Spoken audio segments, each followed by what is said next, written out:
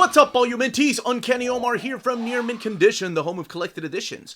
And join me today for an overview of all these different collected editions from Dark Horse Comics. So let's go ahead and get started.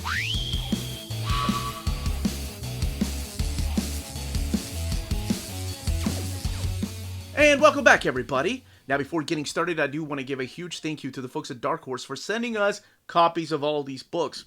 For the last 3 weeks, I've been doing nothing but reading a bunch of this stuff, as well as all the other books I've been reading to do overviews of, but it's taken me that long to read some of these. Some more than others, and I'll get to that as you will see on this video. And speaking of this video, please don't forget to smash that like button. Subscribe if you haven't subscribed yet. We do put out videos every day. So I do leave timestamps in the description of the video in case you're wondering about a book, 2 books, 3 books, all the books. That'd be great though. Or if you want to jump around in case you don't want to know anything, one book doesn't really pique your interest, or you don't want to be spoiled. So again, in the description of the video, that's where you will find the timestamps, as well as our link to our Patreon and Spreadshop. Phenomenal ways to support the channel if you can do so.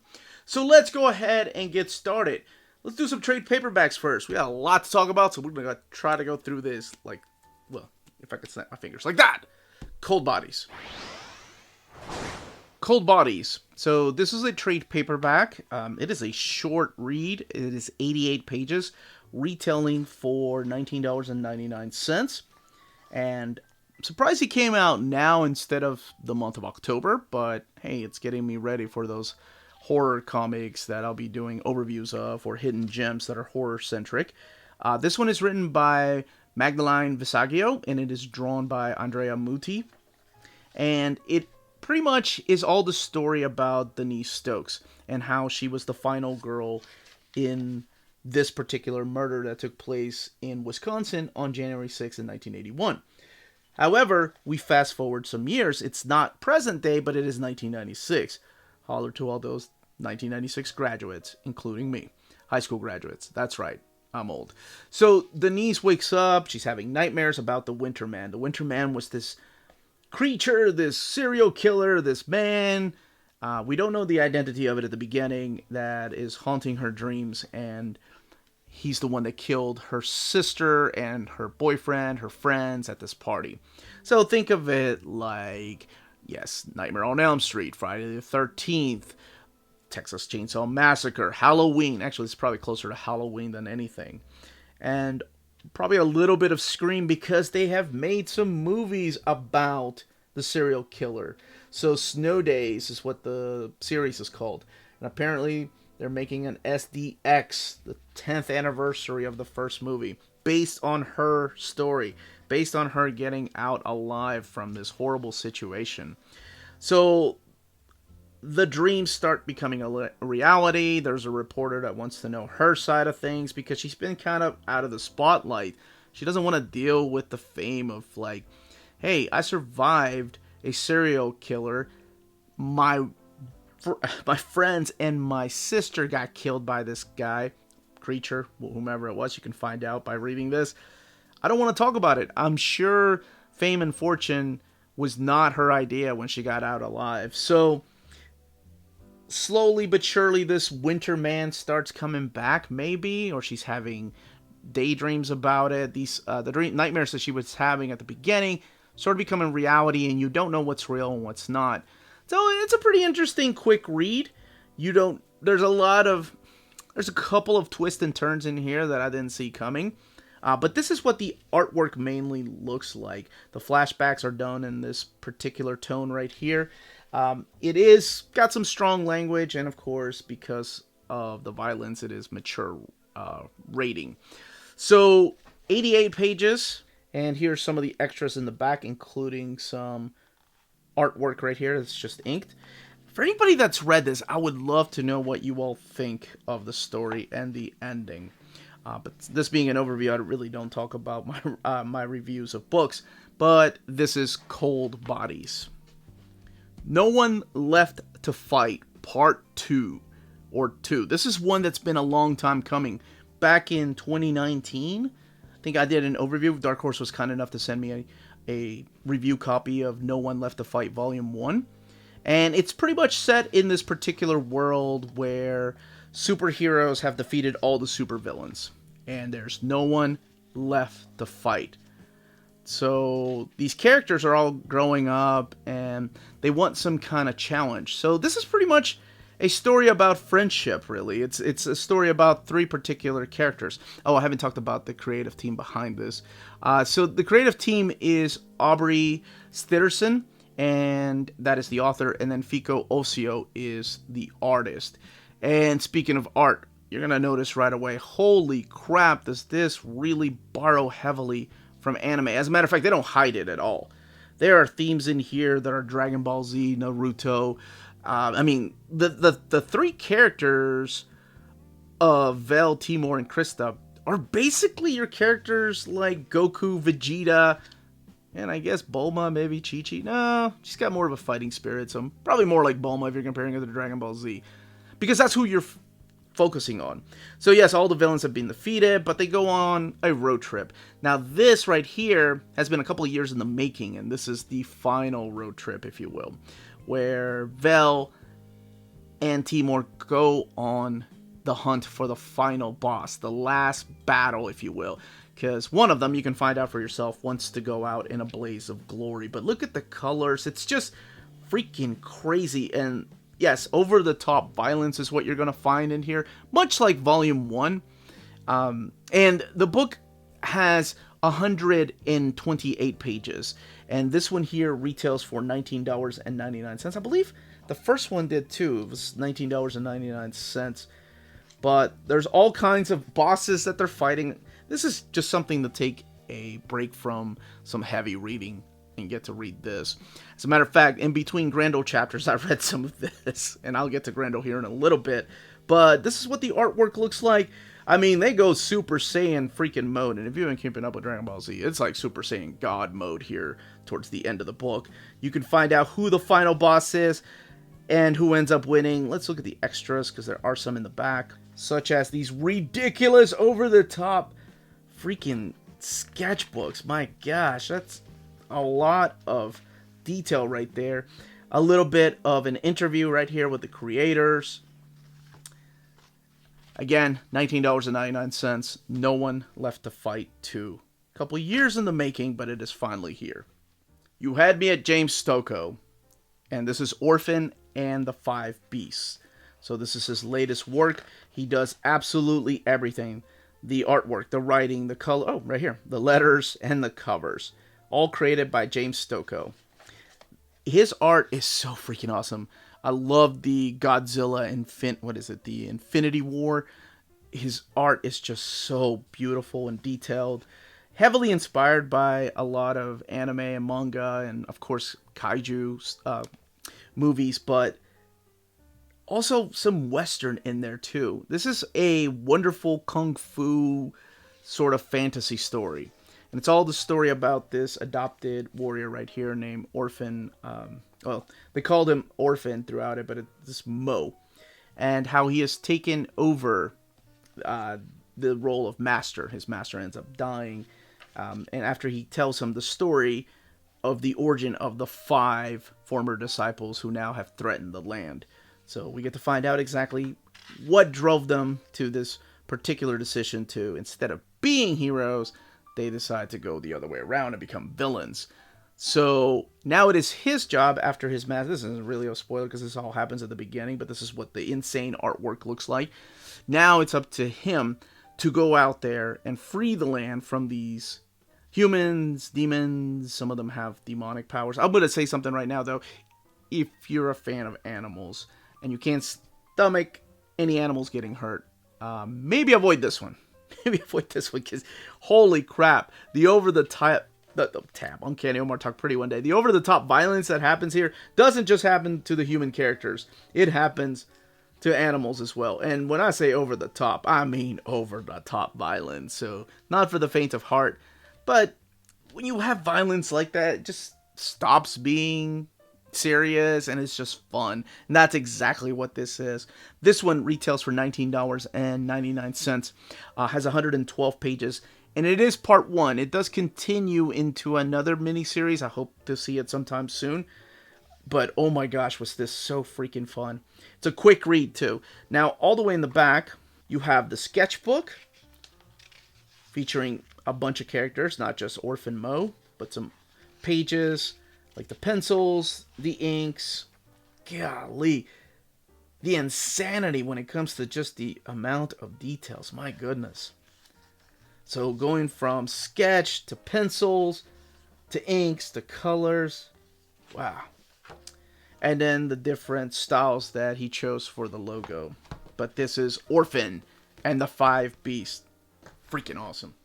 Snow Angels, Volume 1 and 2. All of the story is collected within these 2 volumes. And, wow.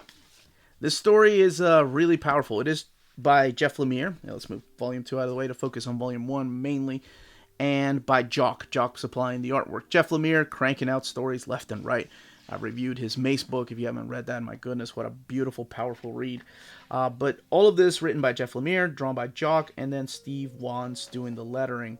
So it is set in this alternate world, possible future, doesn't matter, where people live in a trench. It's this place in between ice, and they ice skate. And there are rules. There are 3 main rules that you can never break about the trench. You must never leave the trench provides, and the trench is endless. So it's the story of Milliken and May. So Millie and May, they're 2 sisters. I think Millie is 12. She's like a tomboyish type of character. She goes hunting with her father. And then you have May, who's the baby. I think she's only 10 years old. And Milliken is going through her coming of age ritual. So the father, who doesn't really have a name, he's just known as father, is kind of teaching them how to survive in this frozen world. They're out there getting hunted by wild trench dogs. But what they fear the most is the trench's defender, if you will, the assassin, a creature they just call the snowman. That's why you can never leave the trench. And if you stay out there too long, the snowman will come for you. Well, not to go into spoilers, but they come back to the place that they were sleeping. I don't want to really call it their village because they haven't been staying there. They're kind of nomadish people. But their entire folk have been killed. Now, they don't talk about the mother. You can find out what's going on there with the mom. But the father decides, okay, we got to leave. So the daughters are questioning, wait a minute, you said we couldn't leave the trench. What are you talking about? You said that we had to stay here. The trench will provide. The trench is endless. And the snowman's going to come after us if we try to leave. And there are secrets that the father doesn't tell them. So there are some twists and turns in here. And everything is revealed in Volume 2. You're still probably walking away with some questions. But honestly, that's the type of story that I enjoy. If you're not walking away with some questions, if everything is spoon-fed to you, then I don't really want to reread it again or read it again or talk about it. The first volume has 94 pages. The second one has 128. But the artwork remains the same. It is freaking awesome. And yes, it's not about snow angels at all. It is about this possible apocalyptic future or alternate reality where the snowman is coming and hunting this family down. Now, what ends up happening, yeah. Read Jeff Lemire stuff, you know, maybe not to expect happy endings, but read it for yourself. Now, let's look at the extras of Volume 1. So here's some breakdowns. There are some sketches, but I didn't want to show them because I didn't want you all to see what the snowman looked like, what the design for the snowman was. Now, this is going to be a library edition. So this collects the first 4 issues, and then this collects the final parts, like the 6 issues. So it's supposed to be 10 parts. I think it was originally supposed to be in digital format, it came out digitally first. Let's look at the extras here. So the extras show the original designs for the father and the snowman, which, as you can see, the father does not end up looking like that. But breakdowns by, of course, Jeff Lemire. There is a library edition coming out of that, both of these series together, all in one big library oversized book. And I can't wait to get that because I really enjoyed this. And I'll do a a standalone overview for that, but I think it needs to be talked about. And wonderful read. Torso by Brian Michael Bendis and by Mark Andreyko. And this has been previously published by Marvel, part of their Icon line. It is part of the Jinx world. It's been collected in an omnibus edition of the Crime Noir Omni. But this is the latest printing now over at Dark Horse. It is a trade paperback, standard size. There is an introduction here by Greg Rucka talking about the difference between him and Ed Brubaker, Brian Azzarello, and Brian Michael Bendis when they were all up-and-coming creators. So Brian Michael Bendis is not just the writer in this, he's also the artist. Now, Mark Andreyko helping him out as well. But this, to me, is a series that not a lot of people talk about for some reason. And I think it's one of Bendis' best, if not the very best thing he's written. Because this is my kind of story. This is where he shines. This is where Image, I believe Todd McFarlane, found out about Bendis and asked him to come over and do Sam and Twitch and, of course, Hellspawn, which is probably what he's more famous for doing, even though Sam and Twitch was better, because that's really what he does best, is crime noir stories. Now, I am a huge fan of The Untouchables, 1987, the story of Elliot Ness. Although I do like Robert Stack's Untouchable series. My dad and I watched that. But 1987, Morricone's score, oh my gosh. And also, of course, I'm a big fan of Kevin Costner. So, this is actually like a sequel to that, with some real-life things that happen. So this all takes place in Cleveland in 1955, and Elliot Ness has wrapped up his case with the legendary Al Capone and all his people. Everybody has been sentenced, and now he has moved over to Cleveland. So in Cleveland is where they start finding torsos, hence the name Torso. So it's like a case of the very first serial killer, if you will. And there is some photos in here from crime scenes, so it's interesting to see him use that. You'll see some backgrounds, like photos, and of course his art on top of that. But this is what he shines in doing. This is a really interesting story that, yes, it's fiction, but it is based on real events that happen about these torsos that were found in Cleveland, and the crime, and who was committing the crime, and this whole mystery, and it's got some horror elements. I haven't read this in years. As a matter of fact, I think I first read it in a trade paperback that Icon published. Like I said, that was the Marvel label. This one has 288 pages and retails for $19.99. So I think this is definitely for people that enjoy The Untouchables. But if you have never seen it, you don't need to know anything about it other than the character of Elliot Ness shows up here. But people that like movies like The Zodiac or Seven or Panic Room, things like that. David Fincher movies, right? Like, I think this would make a really good David Fincher film. But this is Torso. Like I said, the Bendis story that hardly anyone talks about. Let's look at the back here for some actual crime information about the serial killer, the description. It's a very interesting read, and you may see some of this in the book. Actual pictures or art on pictures, if you will. That's the reservoir. And there's actual crime scenes back here. Nothing too gory. And then the bio on the creators. The newspaper clippings is a lot of what makes the story interesting, because he did a lot of research going into this. And this is the reservoir where the bodies are being found, or parts of them. Again, this is Torso, Brian Michael Bendis, Mark Andreyko. If you read this, let me know in the comments and what you think about this compared to something like the Goldfish or more recent stuff like Pearl. But let me know what you think about Torso. Grendel. Okay, so this is one that I was messaged about. Omar, when are you going to do your overview of Grendel? I promise it was coming. It just took me a long time to get through this. So in between this, I've read just about everything else, because everything else is so much quicker to read. Even Brian Michael Bendis' Torso. I read that in one sitting. Do I recommend reading Grendel in one sitting? Absolutely, positively, no. This is a big book. This has 600 pages. 600. That's an insane amount of pages.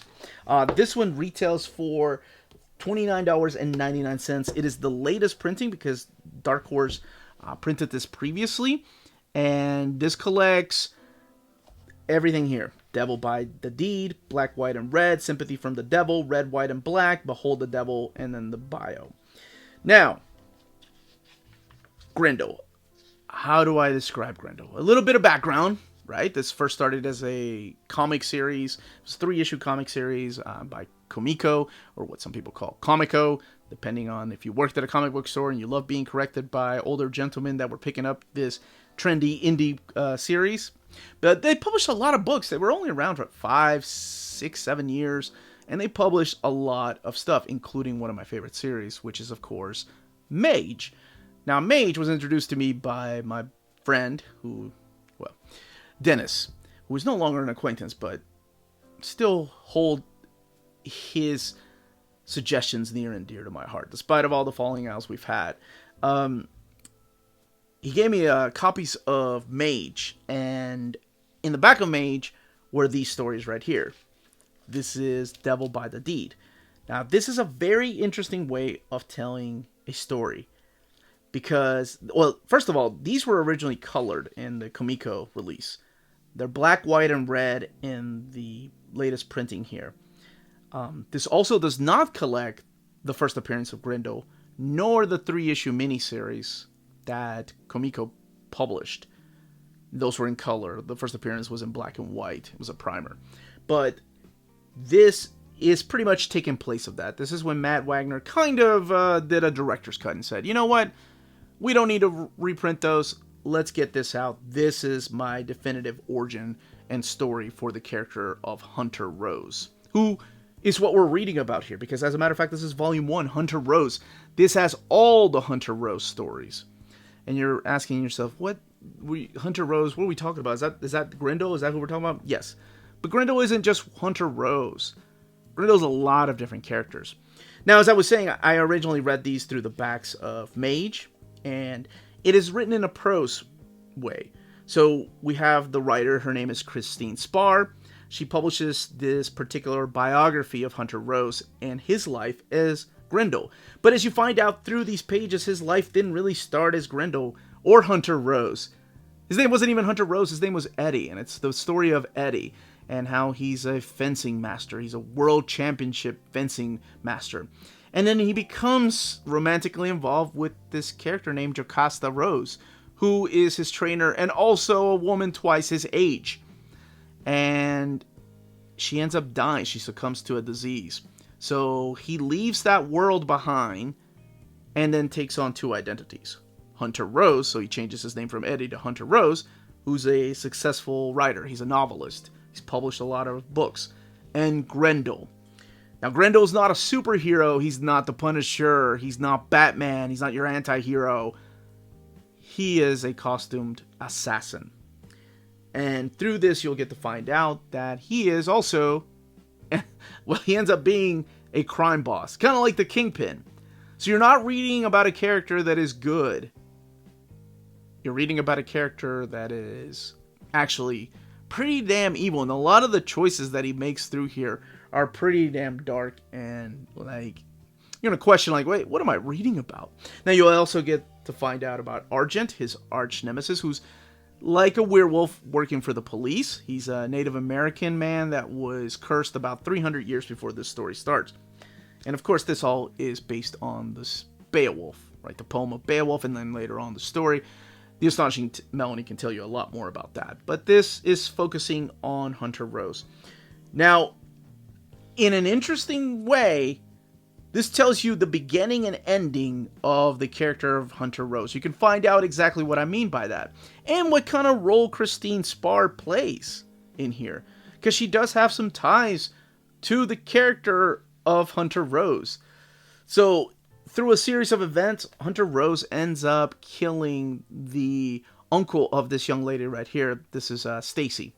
So, Stacy is now an orphan, so he kind of takes her in, but she also develops a friendship with the character of Argent.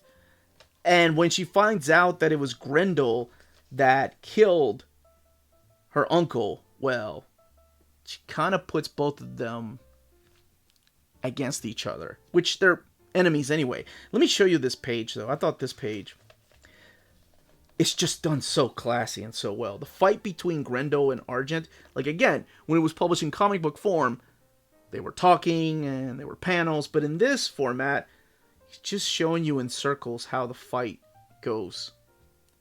Very cool. Now, by the end of this, you get to find out what happens to Hunter Rose, and you get to find out who Christine Spar is a little bit more, and how she might be related to the story. The interesting thing about Devil by the Deed is that it's done in such a weird way that it kind of keeps you at arm's length away from the character of Grendel. It's done in a way that it's based on his journal, his biography, right? Like it's based on a couple of journal entries about his life, but also interviews with Argent. So it's like you're getting the perspective of his life, but not from the man himself, but from hearsay and, of course, his enemy and how he remembers things. So it's a really interesting way of getting to know your protagonist, because there really isn't one protagonist, like I mentioned. Grendel is an idea, it's a force. And eventually when we get to Volume 2, I'll have to talk about spoilers as to what happened here. Alright, so the next stories I'm going to be talking about are the black, white, and red, and then the red, white, and black.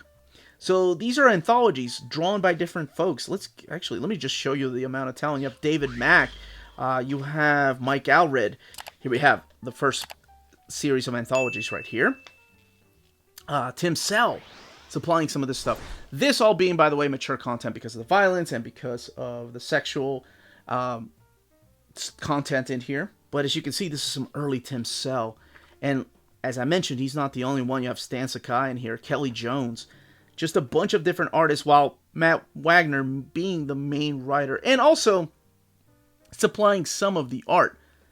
Now, this was written years later. This is like sometime in the early aughts is when this was written, as opposed to Devil by Design here, which was originally written in 1983 to take place of the original comics that were written in 1982. So there has been some time that has happened in between them, including the, did I say Devil by Design? No, Devil by the Deed. Including the ongoing series, which doesn't really feature Hunter Rose, but that's a story for another day. There is one, here, let's get to this page right here, because I do want to talk about the story in between. The story of Sympathy for the Devil. Now, this is a really interesting dive, and it's just a short 4-page story. Yeah, this story right here. Now, I will say going into this, there's a lot of derogatory language in here because of sexual preference.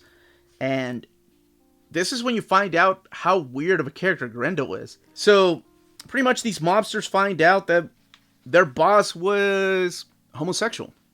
And Grendel steps in as they're about to kill him, and he's like, no, we gotta forgive him. Let him go. It's not in my nature to forgive, but we gotta let him go.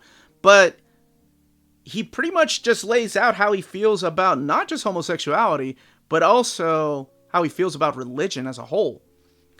It makes you question, like, okay, how can you support one and that doesn't make... Okay. You can read it for yourself to find out about the complexity of Grendel Hunter Rose. But that was one that I remember sticking with me. So a lot of this stuff I've read previously before, a lot of it in color until Dark Horse owned the rights. I've never had the original Omnibus. But this all ends with Behold the Devil, which is a really confusing story to have at the ending. Hey, this is one right here by Dan Brereton, who I'll be talking about in a little bit. But as you can see, there's a lot of different art styles in here. Derek Robertson supplying one of the best stories. And there are some good stories. So ups and downs. Now, if you're expecting to jump in here and learn about a ninja who looks like a badass, and that's your expectation of Grendel, no. There's a lot of deep reading in here. I mean, there are some prose stuff in here. A lot of the Phil Noto story is a book with just pictures. It's not sequential art. Don't get me wrong, there's a lot of sequential art in here, in the but even the anthologies sometimes have stories that are like books. So let's get to the extras in the back. Because we have the bio, and then the Devil's Legacy continues, so I assume that Dark Horse is going to be reprinting Omnibus Volumes 2, 3, and 4. And it is called an Omnibus, by the way. So I find that interesting because we have another book that's called an omnibus that's in hardcover that I'll be talking about here in a little bit. But this is definitely a softcover. For $29.99, I absolutely 100% think if you've ever been interested in the character of Grendel, this is a great introduction.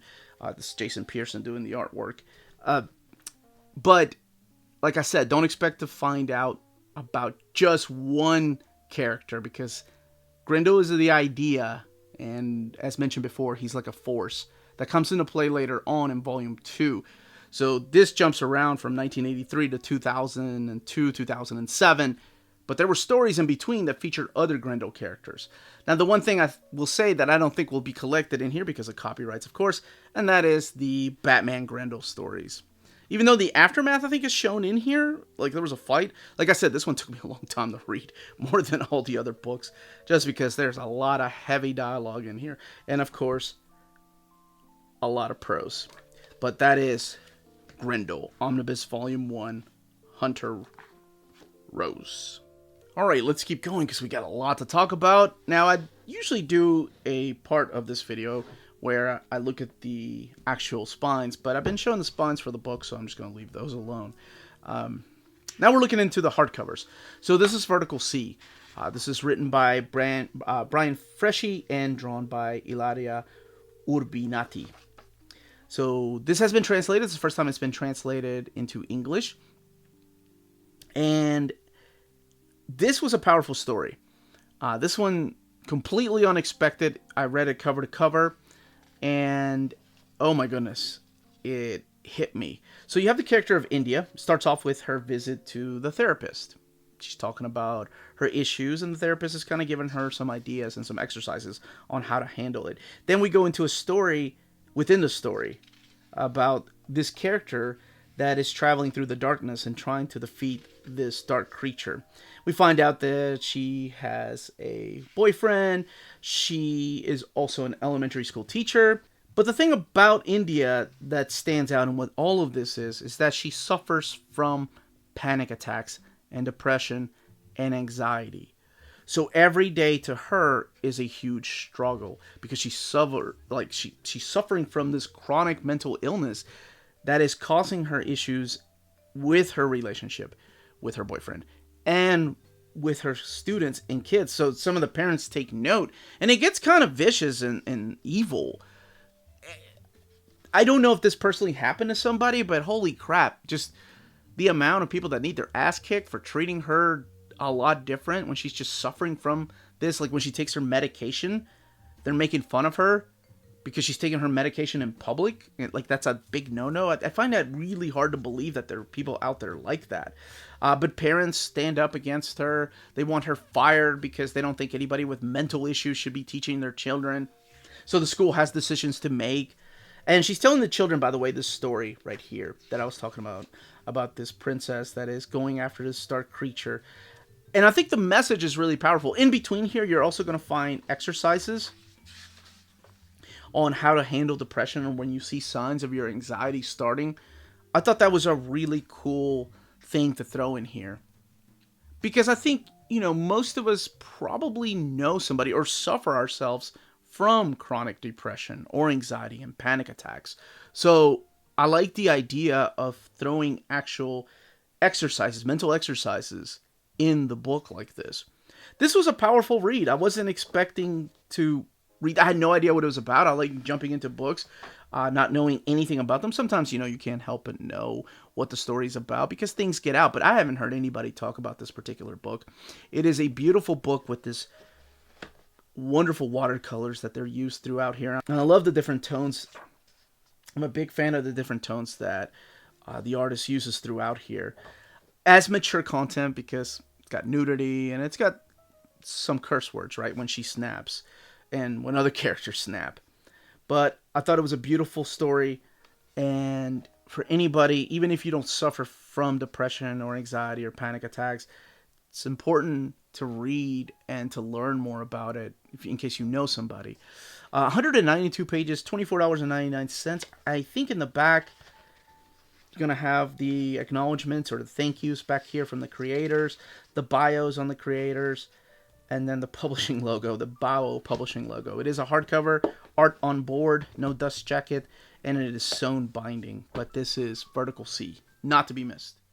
Next up is Summer Fires, another book that is available for the first time in English. This time it's written and drawn by Giulia Sagramola. So this is, I believe, an Italian comic that has been translated here for the first time. Adult content, because this is one that also has a coming of age. So it is practically the story of two sisters. It's Rachel and Sylvia. And it's their coming of age. One of them is learning to drive, trying to get a permit, and the other one is going through an awakening of sorts, if you will. But there's something serious going on. There is a fire that is hitting this small town in Italy, and it just shows how they're all handling it. By the way, this little kitten plays an important part, so pay attention. There's some strong language in here, and sexual content is what you can expect. So it is the story of two sisters and how they're just not just growing apart from each other, but growing apart from their parents and learning to find themselves out here through a bunch of tropes that you're going to find in teenage movies. So like I said, there's a fire. It's almost like in their backyard, and you feel like this fire is coming closer and closer to their house. This is what the color tones are like. This is what the panel layouts are like. This is what the artwork is like. And I really enjoyed this because it reminded me of a lot of my childhood. Okay, yes, I'm neither two girls coming of age, but I was a teenager once. We did a lot of stupid stuff. We did a lot of stupid stuff out in the woods, which where a lot of this takes place. I grew up in a small town in Kentucky. So we had a lot of fun, a lot of parties, and it reminded me a lot of that. But then about the repercussions of having fun like that for some people. So it goes through the summer months, so it all kicks off in, here, let's get to the beginning. And then we go through July, August, and September till lives are changed. Last days of school, senior year, and I love this. She's trying to find her cat. The sister's out there having a revolution of her own. This book has 208 pages and retails for $24.99. I read it cover to cover. It was a beautiful break and read from the norm, and it was something that I needed. Reads more like a manga, honestly. Not one that a lot of people talk about, but definitely one that I really enjoyed. So you'll notice the color changes here. Well, there's a reason for that. But this is Summer Fires. I almost did a solo video on this one, but I feel like I would have spoiled way too much by showing the artwork. Now, this is Tarzan, The New Adventures. There's a couple names you're going to recognize if you watch my videos, and I've talked praises about them. One of them being, of course, Roy Thomas, the gentleman that brought us just about every Silver Age comic for Marvel Comics, and started at DC as well. But also Conan the Barbarian. He was a big fan of Tarzan, and this is not the first time. Let me back the camera up a little bit so you can see it closer. This isn't the first time he's written Tarzan. But the other name you're going to see here is actually the gentleman that approached Roy Thomas for this project, and that is Thomas Grindberg. And Benito Gallego doing the last part of the book. But Thomas Grindberg, big fan of his. Had arguments about his run on Silver Surfer with people. I love his Mike Mignola, Frank Frazetta style. And here's your introduction by Roy Thomas. So what this collects are the Sunday strips of Tarzan that become the New Adventures. It's all printed in this landscape format, so it's like you're reading the newspaper, the Sunday paper. And these are all new stories by Roy Thomas. That's right. Like I mentioned, Conan the Barbarian, The Avengers, X-Men, just about every Marvel comic out there and a bunch of DC stuff, but also has a fascination with Edgar Rice Burroughs' Tarzan. Loved it and has written some stuff for Marvel. And then the artwork is by Thomas Grindberg. In the intro, you'll see that Thomas approached Roy to do this particular project. And his work in here is just freaking phenomenal. Now, he decides to step away from the project. But I do want to talk about Grindberg's artwork right here, because I described him as Mike Mignola meets Frank Frazetta, which you still see some Frazetta in here, and a little bit of Mignola.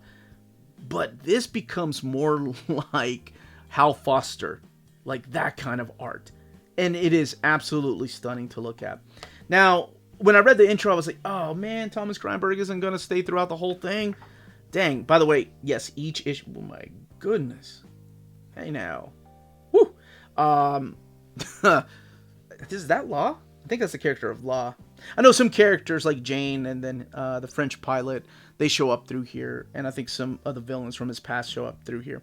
But anyway, what the hell was I saying? Now, I found out that he was leaving the book. He ended up leaving the book. Not because of ill will, just because he wanted to work on other projects. But the gentleman that took over is a Spanish artist, and you can even tell in the color how it changes from this, Thomas Grindberg, to this. This is Gallego, or Benito Gallego. And his art, I did not mind this change at all, because it reminds me of Big John Buscema in his style. Like his facial features, his women, the way that he draws the action poses. It reminds me of Big John's artwork. Holy crap, this is amazing. And yes, since these are Sundays, dailies, they're just printing one page. So it ends, and you go to the next week to get the next page. So again, this isn't the first time comic strips have been printed, of course. This book has 108 pages and retails for $24.99. It is sewn binding, and it is a hardcover with no dust jacket in this landscape format. Now, at the very end of this, they mentioned that the story will continue, and they're working on a second book. I believe that's being printed later this year. No extras, but just bios on the creators on the book, and then where else you can find Tarzan stories from Dark Horse. But this is Tarzan, The New Adventures. Next up is Hellboy, the Silver Lantern Club.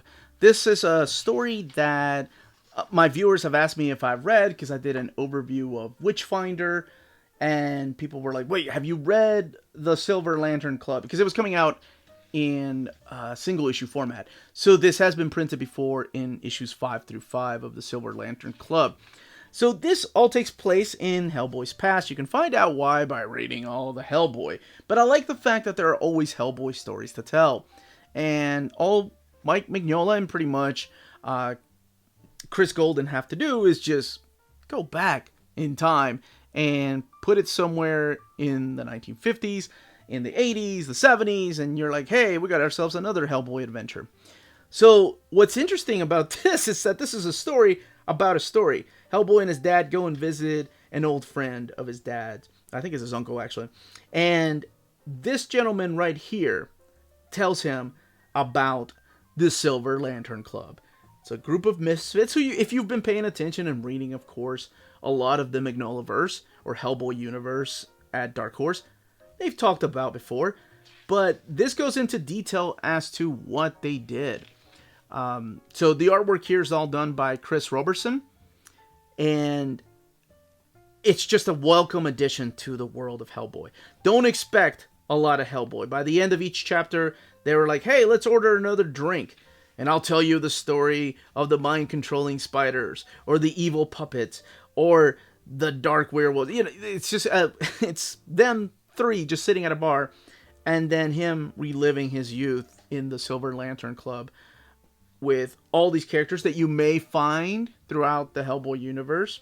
I mentioned Witchfinder for a reason, but very nicely done. The colors, of course, done by Dave Stewart. We also have Ben Stenbeck and Christopher Mitten doing the artwork in here. Chris Robertson. That's like Chris Robertson. Chris Robertson is the other writer. I'm sorry, not Chris Golden. As always, in the back, we have several sketchbooks. This book has 136 pages and retails for $24.99. Now, this one, I think, hasn't come out yet. It was delayed and comes out, I think the latest date is October 11th. So we got another month or so before this comes out. Although some people have gotten it already from different distributors, release them at different times. The covers are all intact before the beginning of each chapter, so chapter 1. Now, let's move on to another Hellboy. Oh, art on board, no dust jacket. And it is a standard size trade paperback, so the dimensions of a regular trade. Another Hellboy story. This one, Bones of Giants, also taking place in the past.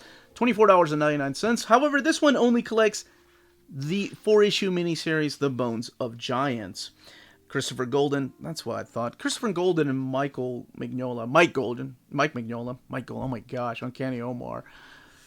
Need some sleep. I'm recording this late at night. But anyway, they have been working together for a long time, so that's why I got him mistaken for Chris Robertson. But Matt Smith doing the artwork in here, who has worked on Hellboy and BPRD, Chris O'Halloran doing the colors, and then Clem Robbins doing the letters. Now, this story, again, taking place in the past of Hellboy, but this time around it's 1988. So, like I said, you have endless stories of Hellboy in the BPRD. Now, speaking of the BPRD, they get sent out to investigate Sweden, to go and investigate a body here with... What hammer is that? Is that Mjolnir? It is. So the BPRD go out to investigate this in Sweden. And pretty much Hellboy and Ape Sapien have an adventure that includes Norse mythology. So we are talking about Thor, Ragnarok, and pretty much everything you are familiar with Norse mythology, whether it's actual Norse mythology or whether it's Marvel Norse mythology. Because it's it's based on that. So a lot of this you may know because of comics or because of the movies. Pretty interesting that they decided to release this now as opposed to, I don't know. Well, I'm sure it's pure coincidence, but there was a Thor movie this year.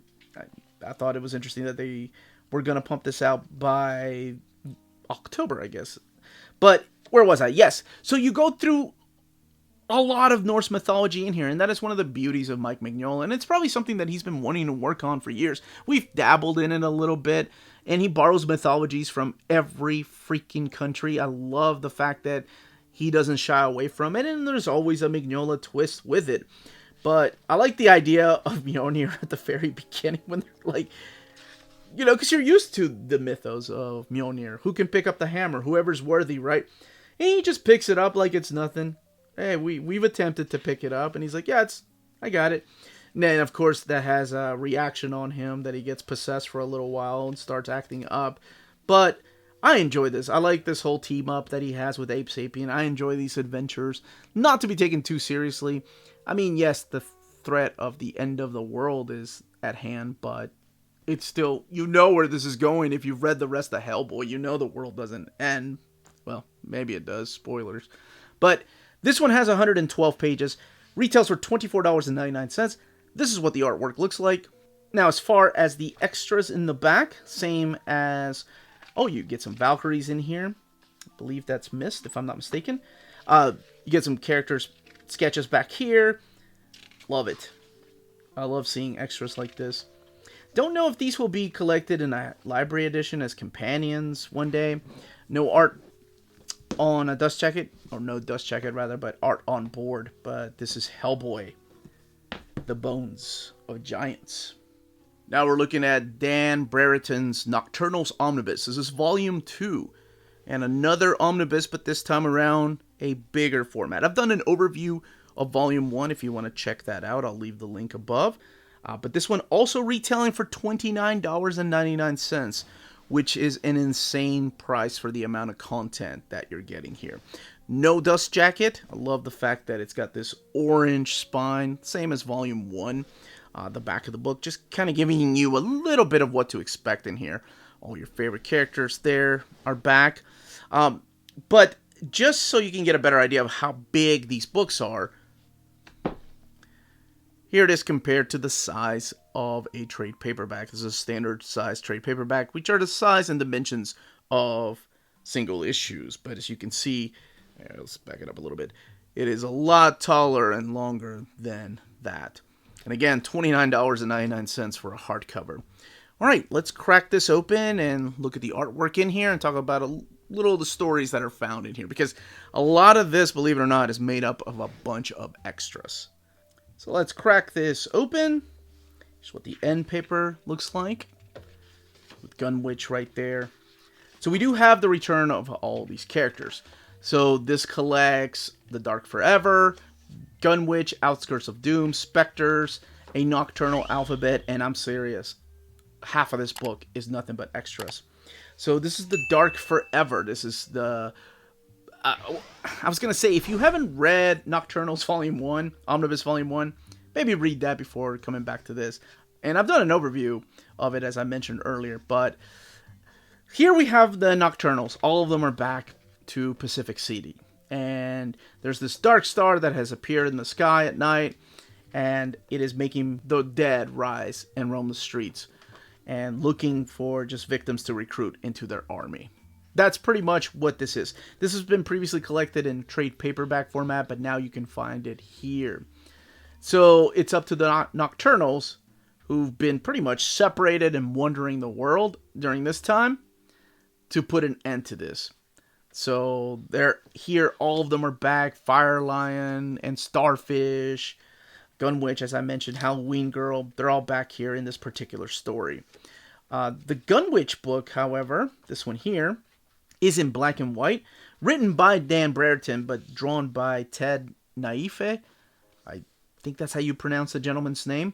But all of this drawn in, and it's all just in black and white format. And then you get the Spectre story back here. I really like that one. And then you get the alphabet. And the alphabet's what kicks off the extras. A is for angels, disguised as the dead. So there's all kinds of things back here. I think that was in the back of the first volume, the first omnibus. There's prose stuff, there's short stories. Different creators come in here with pinups. There's sketches, stories done in prose format. There's also a glossary of Nocturnals. Here, let's get to that. Here's the interviews, and see what I mean? This book has a lot of extras. Interviews with the creators, interviews with the characters. I think, yeah, there's 2 different formats of this. Very nice. There is Bandit. I believe where is the... I think there was a glossary back here. The book has 432 pages. And again, retails for $29.99. Completely worth it if you like this type of art style. I'm a fan of his art. I've been for a long time. But let me see if I can find... Yes, right here. The Legend. So this is where you can read about the characters in case for some reason you don't have Volume 1. Halloween Girl, Starfish, Raccoon, Bandit, Polychrome. There's Gunwitch and Fire Lion. These are your main characters. And of course, all led by Doc Horror. Nicodemus Horror. What an awesome name. But most of this, again, just a bunch of awesome pinups and extras. Now, when I was doing my overview of the first book, I was surprised that some people didn't dig the art. Some people didn't dig the painted look. Because it's not your traditional realistic style. Some people compared it to like Melting Faces, and maybe I could see that, but I love that. I love the difference in art styles. And I appreciate that for a story like this. Whenever you have a character named Halloween Girl, it makes sense. And as I showed earlier, the book is huge and oversized. Much like Volume 1, it is sewn binding. And here's what your eye looks like. So the book lays over really nice, whether you're in the front of the book, well, with the exception of that page right there, or looking at extras in the back of the book. But this is Nocturnals Omnibus Volume 2, wrapping up Nocturnals, because not enough material for a 3 unless he keeps writing stuff. Last but certainly not least, Sin City Family Values, or Sin City Volume 5. It does come with a leaflet. It is shrink wrapped in plastic. We'll look at the leaflet here in a little bit. But this is Family Values, otherwise known as Volume 5. And this makes up the I of City. So the next 2 volumes will be T and Y. You can spell it out if you've got the room for all of this. Sin City. I can't wait to see what that looks like. I will say, out of all of these volumes, they all have a ISBN sticker. This is $100 retail price, by the way. That out of all the ISBNs, this is the one that was just waiting to be peeled off. Like, I usually leave it on and then peel it off as kind of right before I put them on the shelf. But it was just asking to be peeled off, so no more sticker. But I love the fact that it is a sticker. I hate when ISBNs are on an actual beautiful decorative slipcase. So I appreciate that it is just a sticker. So we're back to the format that the rest of the deluxe editions have been. Family Values also came out in a trade paperback. I believe this is the 4th printing we've had for this. Or 4th or 5th we're into it. So let's look at the hardcover. Again, the slipcase itself has this cloth like the Hellboy library. You can see the inside there is a little bit of the pattern of Sin City, which is the bullet going through the glass. And that pattern is found everywhere here. So you can see the matte finish, but then you have some of the gloss right there and the foil stamping on this portfolio piece, which has a new piece of art by Frank Miller. So right here. This is printed on glossy paper, by the way, as the rest of the portfolio pieces are. And then the actual book right here, Sin City Family Values.